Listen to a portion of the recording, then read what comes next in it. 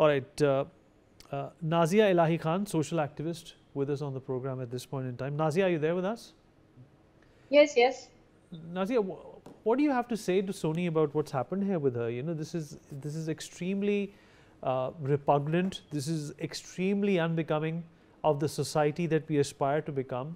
And this is happening out in the middle of the road. There are hundreds and hundreds of cars passing this man by, and yet he has no shame. Yes, of course.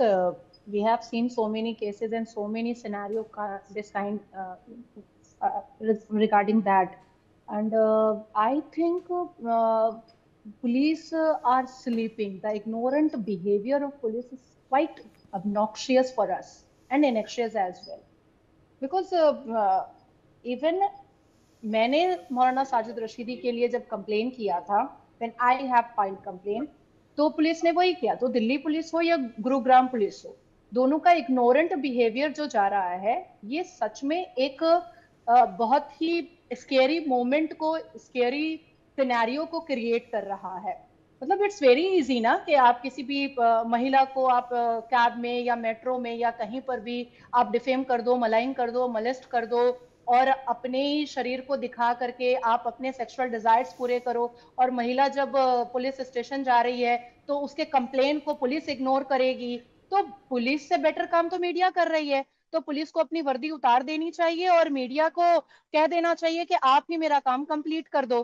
तो इस तरीके के scenario हम court room में भी देख रहे हैं और हम डिबेट्स में भी देख रहे हैं. मुझे लगता है कि पुलिस को एक्टिव होने की जरूरत है और कहीं ना कहीं स्टेट के होम मिनिस्टर्स को ऐसे पुलिस को स्क्रूटनी करने की जरूरत है और सस्पेंड करने की जरूरत है कि एक फीमेल अगर इतने सेंसिटिव मैटर पर अगर कंप्लेन लेटर दे रही है, एक तो हिम्मत नहीं होती और जब हिम्मत करके वो दे रही होती हैं और पूरे डिटेल्स वो बता रही होती हैं, तो कम से कम उसको जो अक्यूज्ड है उसको बिहाइंड द बार करो.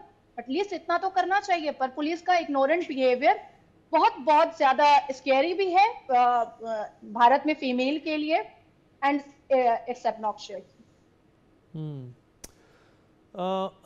आपने कहा इट्स ऑब्नॉक्शियस, बट ऐसा समय कब आएगा कि जब ऐसे मर्दों का एक एग्जाम्पल बनाया जाएगा, एक उदाहरण बनाया जाएगा और ऐसी जो बेशर्म हरकतें हैं जो लोग प्राइवेट में भी करते हुए अगर पकड़े जाएं तो शर्मिंदा होते हैं, वो आउट इन दी ओपन हो रही हैं. ऐसे लोगों के साथ क्या किया जाए?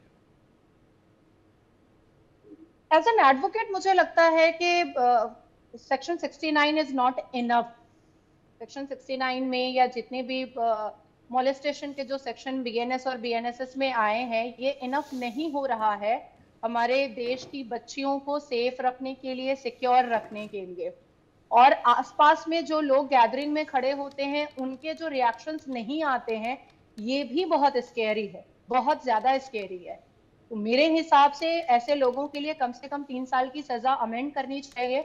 अगर सुप्रीम कोर्ट सुओ मोटो नहीं लेना चाहता है तो कम से कम हमारे देश के जो होम मिनिस्टर हैं अमित शाह जी, और देश के लोकतंत्र के मंदिर में इस बारे में बात होनी चाहिए. पार्लियामेंट के दोनों हाउस में बात होनी चाहिए और एक सेक्शन को इम्प्लीमेंट करना चाहिए कि ऐसा एक्यूज्ड, ऐसा कल्प्रिट जहां पर भी या इस तरीके के डेलिंक्वेंट्स जहां पर भी दिख रहे हैं, उनको कम से कम नॉन अवेलेबल सेक्शन पर 3 साल की सजा हो और तभी एड इंटरिम बेल मिले.